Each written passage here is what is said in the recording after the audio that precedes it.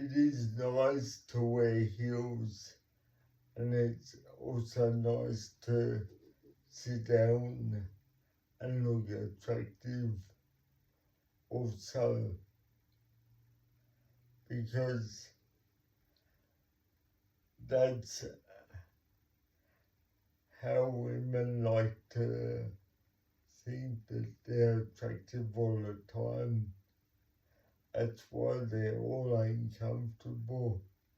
It doesn't matter how uncomfortable they are, long as they look good.